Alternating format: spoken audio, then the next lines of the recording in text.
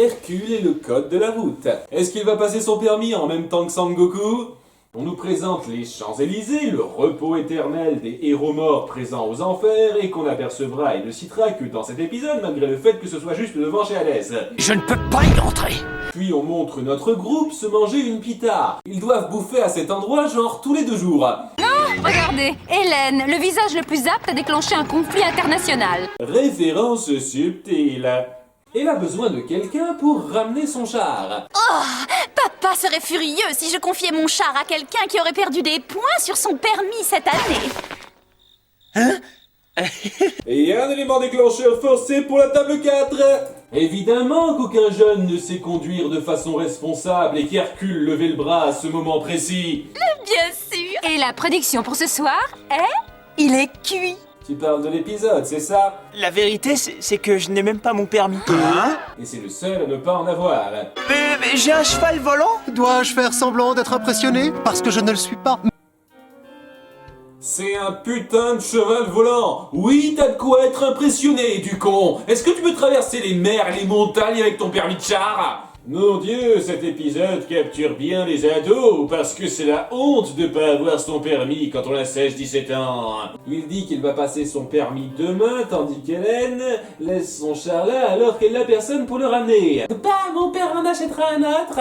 De son côté, Hadès essaye d'obtenir la propriété des Champs-Élysées auprès de Zeus. Hadès, content de te voir, alors ça chauffe aux enfers. Ça chauffe.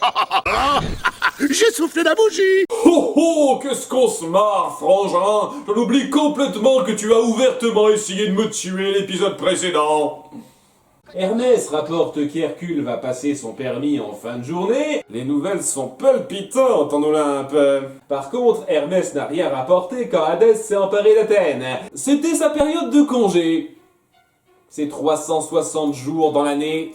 Et alors que Zeus est confiant que son fils va réussir, Hadès parie les Champs-Élysées qu'Hercule se rattrape. Bien sûr, tu n'as aucune confiance dans ce microbe. Je comprends, après tout, ça n'est qu'un humain. Pas vrai? Ça marche. C'est une manipulation plutôt maligne de sa part qui se sert de l'attache de Zeus envers son fils contre lui. Autre chose, n'importe qui réussirait avec ton aide. Enfin, Hadès, loin de moi l'idée d'intervenir d'aucune manière. Parfait, mes seigneurs, à plus. Par contre, ne vous assurez pas que je n'intervienne pas moi non plus. Alors, comme ça, t'es soi-disant le dieu le plus costaud, question neurones. T'as même pas songé à faire payer un truc à Hadès au cas où il perde vu que tu possèdes déjà les Champs-Élysées. Tu peux être très con parfois, Zeus. Donc Hadès envoie peine et panique le saboter en changeant la direction d'un panneau. Pouh. Bien entendu, il tombe bêtement dans le panneau et au lieu de se rendre à la char-école, il s'aventure dans le domaine du Sphinx. Vous êtes là. Et on va s'éclater. Bienvenue à l'énigme du Sphinx. Notre hôte, le Sphinx, pour un champion. Top! Je suis une repompe stupide. Et comment les squelettes sont animés si toutes les âmes des morts sont censées être aux enfers? La règle de notre jeu est extrêmement simple. Je vous pose une seule question. Ben l'émission va pas durer très longtemps. Qu'est-ce qu'un homme fait en restant debout? Une demoiselle en s'asseyant? Et un chien sur 3 pattes?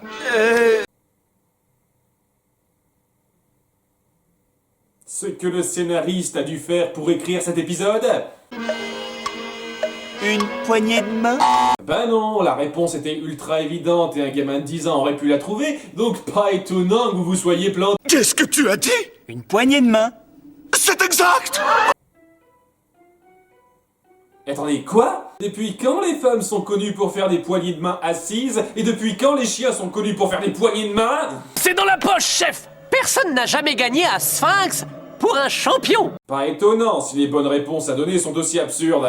Ah ouais, c'est comme s'il était mort! C'est comme s'il était mort. Laissez-moi vous poser une question. Si Hercule était mort, vous ne pensez pas que je serais le premier au courant? Surprenant que tu n'aies pas eu cette réflexion dans le film. Hercule reçoit un nouveau véhicule et va trop vite. Oh, tiens, la police montée.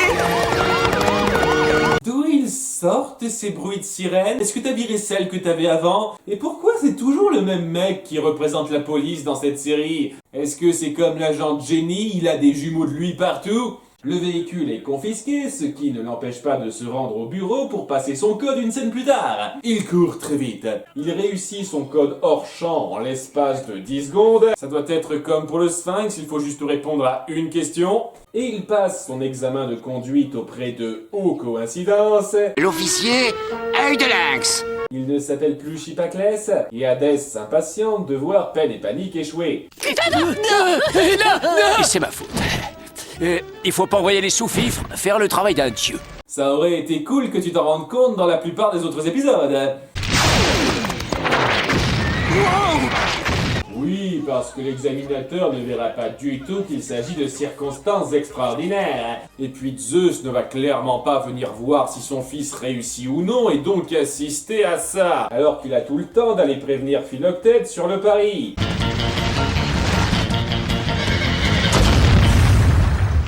Et alors que œil de lynx est juste un petit peu sonné par ça, Phil arrive pour dire à Hercule qu'il est capital qu'il passe son permis avant la nuit. Faut que tu décroches ce permis aujourd'hui, sinon il y aura du grabuge là-haut. Parce que Zeus et Hermès ne pouvaient pas directement aller prévenir Hercule.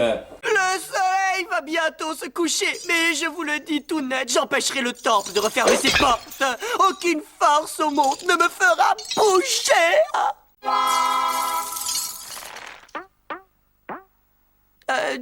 Au secours, j'ai une envie pressante.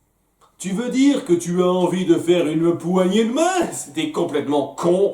Le temple ferme ses portes quand Apollon sur son char traverse le ciel entraînant derrière lui cette boule de lumière qu'on appelle le soleil. Quand le soleil disparaît, c'est la nuit.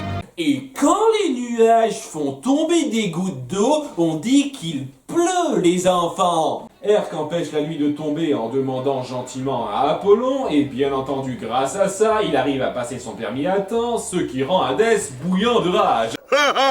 Et si on refaisait la déco ici, ce serait plus gai? Non? Non.